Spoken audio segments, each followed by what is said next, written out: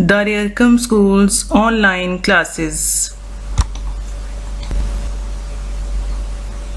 Bismillahirrahmanirrahim. Assalamu alaikum wa rahmatullahi wa barakatuhu.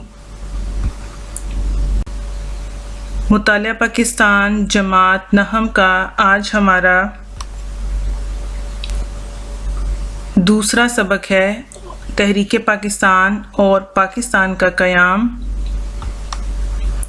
और इसका उन्वान है मिंटो मार्ले इस्लाहात 1909 ईस्वी। मिंटो मार्ले इस्लाहात का असल में मकसद क्या था? इसका असल में मकसद ये था हिंदुस्तान के मुकामी लोगों को हुकूमत साजी में शामिल करना। अब मिंटो मार्ले इस्लाहात का मकसद तो ये था कि लोगों को हुकूमत साजी में शामिल करना, लेकिन वो इस तरह से क्यों करते थे? 1857 की जंग आज़ादी के बाद 1861 में भी इन्होंने मुकामी लोगों को हुकूमत में शामिल करने का मौका दिया था और उन्होंने एक्ट नाफिज किया था 1861 का। फिर इस तरह से 1892 में भी इन्होंने एक्ट जो था वो नया आया था और इसमें ज़्यादा से ज़्यादा हकूक़ और इख्तियारात जो थे मुकामी लोगों को दिए गए थे, इसलिए कि हम हिंदुस्तान के लोगों को मुतमईन कर सकें, उनके अंदर जो सियासी बेचैनी पाई जाती है हम उसको कंट्रोल कर सकें और इसमें उन लोगों को शामिल करें। असल जो नुक्ता था वो ये था कि हिंदुस्तान में इस सियासी बेचैनी को कंट्रोल करके हिंदुस्तान के ऊपर कब्जा जो है वो रखा जाए और इस कब्जे को तवील रखा जाए। इसलिए जो बरतानवी हुकूमत थी, जो अंग्रेज थे, जो कि बड़ी चालाक, मक्कार और अयार कौम थी, वो इस तरह की इस्तिलाहात मुतारिफ करवाते रहते थे ताकि हिंदुस्तान के ऊपर ज़्यादा से ज़्यादा तवील अरसा हुकूमत की जाए। और मिंटो मार्ले इस्लाहात का भी मकसद यही था कि मुकामी लोगों को, ज़्यादा से ज़्यादा लोगों को इसमें शामिल कर कर हिंदुस्तान के ऊपर कब्जा किया जाए। अब है इसका पस मंज़र, वो देखते हैं। इसमें दो अहम बातों के हवाले से, एक तकसीम बंगाल के हवाले से, दूसरा मुस्लिम लीग के क़याम 1906 के हवाले से। अब अंग्रेज़ों ने जब ये देखा कि हिंदुस्तान में दो अलग कौमें, हिंदू और मुस्लिम आबाद हैं और इन दोनों कौमों के अपने अपने कौमी मुफादात हैं, ना तो हिंदू मुसलमानों के मातहत रहना चाहते हैं, ना ही मुसलमान हिंदुओं के मातहत। अंग्रेज़ों को ये अच्छी तरह से मालूम था कि हिंदुस्तान के लोग जो हैं इनको खारजी हुक्मरान तसव्वुर करते हैं, इसलिए अंग्रेज़ों ने इन लोगों को मजहबी मामलात में उलझा कर रख दिया। मतलब अंग्रेज़ों ने मुसलमानों और हिंदुओं को मजहबी मामलात में उलझा कर रख दिया कि ये लोग सियासत में ना आ सकें और अंग्रेज़ों के खिलाफ मुत्तहिद होकर कोई महाज तैयार ना कर सकें। एक तरफ तो वो मुख्तलिफ सियासी सरगर्मियों में हिस्सा देने के इक़दामात करते थे, मतलब अंग्रेज़ इक़दामात करते थे, और दूसरी तरफ हिंदू और मुसलमान जो थे वो अंग्रेज़ों को अपना हमायती तसव्वुर करते थे। हालांकि अंग्रेज़ों की चाल थी कि इन दोनों कौमों को आपस में मजहबी लिहाज से उलझा कर रखो, लड़ाओ, तकसीम करो और इनके ऊपर हुक्मरानी करो। असल में बरतानवी हुकूमत का असल मकसद ही हिंदुस्तान के ऊपर तवील अरसे तक हुकूमत करना था। अच्छा, एक तो ये चीज़ होगी। दूसरा, फिर 1905 में तकसीम बंगाल हुई और ये अंग्रेज़ों की सबसे बड़ी चाल थी कि बंगाल को तकसीम किया, जिसको 1905 में तकसीम किया और हिंदुओं के कहने पर 1911 में इसकी तनसीख भी की। जब तकसीम बंगाल हुई तो मुसलमानों के लिए तरक्की के नए रास्ते खुले, नए मौके पैदा हुए, उनके मुआशी हालात बदले, मुआशरती हालात बदले, तालीमी हालात बदले।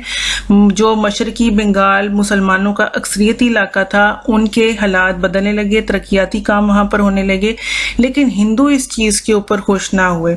उन्हें मुसलमानों की इतनी सी भी खुशी जो थी वो हजम ना हुई कि मुसलमानों को इस तरह से तरक्की मिले, क्योंकि वो हर तरह से मुसलमानों को अपना महकूम बनाना चाहते थे। अब जब इस तकसीम हो गई और हिंदुओं ने इसके ऊपर नाखुशगवारी का इजहार किया, रद्द अमल दिया और इसकी शदीद उन्होंने मुखालफत की, اور پھر اس تقسیم بنگال کے نتیجے میں ہندوؤں نے کیا کیا؟ ہندوؤں نے سودیشی تحریک شروع کی اور اس نتیجے میں پورے ملک میں بے چینی پھیل گئی، ہر طرف لوٹ مار، آتش زنی کی وارداتیں جو تھیں وہ ہو رہی تھیں اور ولایتی مال کا بائیکاٹ کر دیا گیا۔ ان حالات میں ہندوؤں کو خوش کرنے کے لیے اصلاحات نافذ کرنا جو تھا وہ ضروری تھا۔ تو یہ تقسیم بنگال تھی ایک وجہ اس کے پس منظر میں، جو کہ 1905 میں ہوئی تھی۔ 1911 میں اس کو تنسیخ کیا گیا، اس کو منسوخ کیا گیا، اس کو ختم کیا گیا، اور یہ ہندوؤں نے پریشرائز کیا برطانوی حکومت کو، کیونکہ انگریز چاہتے تھے کہ ان کو خوش رکھا جائے۔ پھر اس وجہ سے برطانوی حکومت نے ہندوؤں کے سامنے گھٹنے ٹیکے اور اس کو ختم کیا۔ بہرحال یہ 1905 میں تقسیم ہوئی، اس کی وجہ سے پھر ملک میں سیاسی جو بے چینی تھی لوگوں میں بڑھنے لگی تھی، سیاسی حالات خراب ہونے لگے تھے، اور یہ ساری چیزیں انگریز حکومت جو تھی وہ بھانپ رہی تھی کہ لوگوں کے اندر سیاسی شعور آہستہ آہستہ بیدار ہو رہا ہے، ان میں سیاسی بے چینی بڑھنے لگی ہے، اور اس وجہ سے بھی برطانوی حکومت نے، انگریزوں نے ملک کے اندر، ہندوستان کے مقامی لوگوں کے اندر سیاسی بے چینی کو کنٹرول کرنے کے لیے انہوں نے ان اصلاحات کو متعارف کروایا تھا۔ پھر اس کے بعد 1906 میں مسلم لیگ کا قیام ہو جاتا ہے، کیونکہ جب مسلمانوں نے دیکھا کہ تقسیم بنگال 1905 کے اوپر ہندوؤں کا جو رد عمل آیا ہے اس سے ہندو جو ہیں بالکل بھی خوش نہیں ہے۔ اب جب پھر اس کے بعد ہی مسلمانوں کی سوچ تبدیل ہوئی تھی کہ اب کوئی ایسا سیاسی پلیٹ فارم ہو جہاں سے ہم اپنے مطالبات کو براہ راست برطانوی حکومت تک جو ہے وہ ڈیلیور کر سکیں، ہمیں کسی اور سیاسی جماعت کا سہارا نہ لینا پڑے۔ 1906 میں جب مسلم لیگ کا ہوا تو مسلمانوں نے اس پلیٹ فارم سے اپنے حقوق مانگنے شروع کر دیے، اور اس بات سے بھی حکومت کو کافی پریشانی کا سامنا تھا، کیونکہ وہ یہ نہیں چاہتے تھے کہ ہم مسلمانوں کو ناراض کریں۔ مسلمانوں کی بھاری اکثریت فوج میں تھی جو انگریز کی شکست کا خطرہ بن سکتی تھی، لہٰذا انگریزوں نے سوچا کہ اگر اس وقت مسلمانوں کو اصلاحات کی طرف متوجہ کیا جائے تو یہ ہمارے لیے بہتر ہوگا۔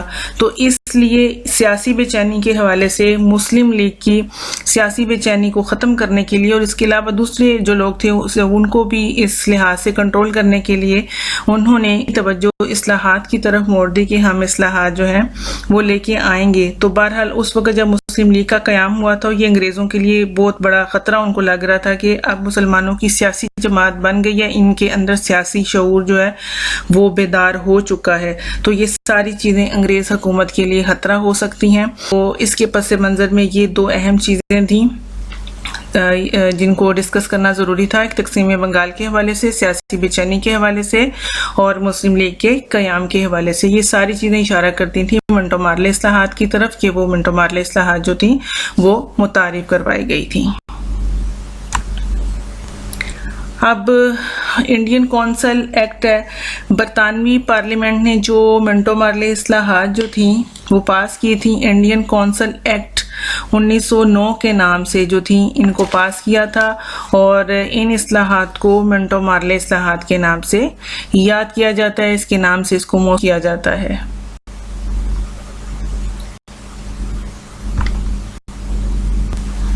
اب ہے وزیر ہند مسٹر مارلے اور governor general lord Manto Hindustan کے لیے اصلاحات مرتب۔ اب لارڈ منٹو جو تھے ان کو نیا وائسرائے گورنر جنرل جو تھا وہ بر صغیر کا بنا کر بھیجا گیا تھا، اور برطانیہ میں وزیر ہند کا جو عہدہ تھا وہ لارڈ مارلے کو دیا گیا تھا۔ ان دونوں لوگوں نے، گورنر جنرل اور وزیر ہند، ان دونوں نے مل کر ہندوستان کے معاملات میں بڑھ چڑھ کر حصہ لیا تھا اور ہندوستان کے لیے اصلاحات مرتب کی جو کہ ان دونوں کے نام سے موسوم ہوئی تھیں، ان دونوں کے نام سے جانی جاتی ہیں۔ اب منٹو مارلے اصلاحات میں ہوا کیا تھا؟ ان اصلاحات میں جو دو سے تین مین باتیں ہوئی تھیں کہ قانون ساز کونسلیں جو تھیں مرکزی سطح کے اوپر اور صوبائی سطح کے اوپر، ان کو وسعت دی گئی تھی، ان کے سائز کو بڑھا دیا گیا تھا۔ وہ کس طرح سے کہ مرکزی سطح پر جو قانون ساز کونسل تھی اور صوبائی سطح کے اوپر جو قانون ساز کونسل تھی ان کے ارکان کی تعداد میں اضافہ کیا گیا تھا، کیونکہ ہندوستان کے مقامی لوگوں کو اس اس میں شامل کیا گیا تھا تاکہ برطانوی حکومت ان کو مطمئن کر سکے، اور مطلب ان کا یہ تھا کہ ہم ہندوستان کے لوگوں کو سیاست کے حوالے سے شعور اور آگاہی دینا چاہتے ہیں تاکہ وہ سیکھ سکیں کہ یہ کام جو ہے انتظامی معاملات کو کس طرح سے چلاتے ہیں۔ بہرحال یہ ایک طرح سے جو تھا ایکٹ پاس کرنا 1857 کی جنگ آزادی کے بعد ایک طرح سے لوگوں کے ساتھ یہ دھوکہ ہی تھا کہ صرف جو آفیشلی ورک کیا گیا تھا لیکن عملی طور پر ایسی صورتحال جو تھی وہ نظر نہیں آتی تھی۔ تو اس طرح سے انہوں نے قانون ساز کونسلوں میں جو مرکزی اور صوبائی سطح کے اوپر تھی ان کی تعداد میں اضافہ کیا تھا، اور دوسرا جداگانہ انتخاب کا مطالبہ جو کہ مسلمانوں کی طرف سے کیا گیا تھا کہ اس میں اس کو منظور کر لیا گیا تھا۔ یہ مین باتیں قانون ساز کونسلوں میں مرکزی اور صوبائی سطح پر ہوئی تھیں۔ اب جو جداگانہ انتخاب کا مطالبہ مسلمانوں کا مانا گیا تھا 1909 کے اندر، جب مسلمانوں نے شملہ وفد گیا تھا مسلمانوں کا، لارڈ منٹو سے ملاقات کی تھی 1906 میں، اس وقت انہوں نے اپنا جداگانہ انتخاب کا مطالبہ جو تھا یہ وہاں پیش کیا تھا۔ تو اس وقت ملاقات کے دوران ان کو یہ یقین دہانی کرائی گئی تھی، ان کو مثبت جواب ملا تھا کہ ایسا ممکن ہے۔ تو پھر مسلمانوں نے اس کے لیے جدوجہد کی، 2 سے 3 سال جدوجہد کرنے کے بعد شملہ وفد کا جو مطالبہ تھا 1909 میں منٹو مارلے اصلاحات میں اس کو منظور کر لیا گیا تھا۔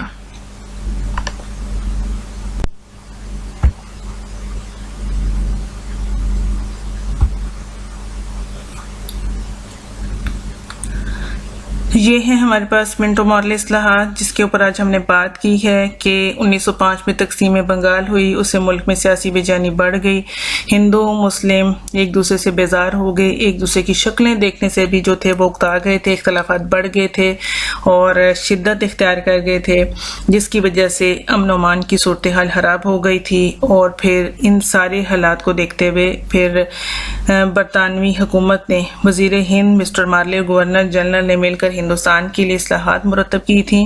ان دونوں نے ہندوستان کے معاملات میں بڑھ چڑھ کر حصہ لیا تھا، اور پھر برطانوی پارلیمنٹ نے ان اصلاحات کو انڈین کونسل ایکٹ کے نام سے پاس کیا۔ پھر اس کے بعد اس کے تحت مرکزی اور صوبائی قانون ساز کونسلوں میں توسیع کی گئی، ان کے ارکان میں اضافہ کیا گیا، مسلمانوں کا جداگانہ انتخاب کا مطالبہ منظور کیا گیا۔ وہ ان کی کامیابی تھی جو کہ انہوں نے شملہ وفد میں لارڈ منٹو سے ملاقات کے وقت کیا تھا، اور یہ ساری اس میں ایک اہم چیزیں تھیں جو کہ ہم نے ابھی دیکھی ہیں۔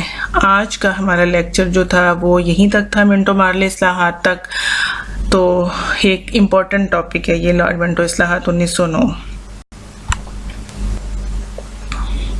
اب ہم دیکھتے ہیں پہلا سبق، اس میں ایم سی کیوز کے حوالے سے، شارٹ کوسچنز کے حوالے سے، تفصیلی سوالات کے حوالے سے۔ جو ہمارا پہلا سبق ہے پاکستان کی نظریاتی اساس، جو کہ ہم مکمل کر چکے ہیں اپنا پہلا باب۔ اس میں جتنے بھی کثیر الانتخابی سوالات ہیں، مختصر سوالات ہیں، نظریہ سے لے کر اس کی معنوں سے لے کے اصطلاحی معنوں سے لے کر نظریات کے جو اس میں ماخذ ہے، اس کی اہمیت ہے، پھر نظریہ پاکستان کا مفہوم ہے، نظریہ پاکستان کے عناصر ہیں، پھر اس میں 2 قومی نظریہ ہے، علامہ اقبال اور قائد اعظم کے حوالے سے اس میں جتنے بھی عنوانات شامل ہیں، ہر ایک لائن میں جہاں ایم سی کیوز بنتا ہے، جہاں جہاں شارٹ کوسچنز ہیں، وہ سب کے سب امپورٹنٹ ہیں، اس کے لانگ کوسچنز بھی اہم ہیں۔ اگر پہلا چیپٹر آپ بہت اچھے طریقے سے تیار کریں گے تو یہ بہت اچھا ہوگا آپ کی کامیابی کے لیے۔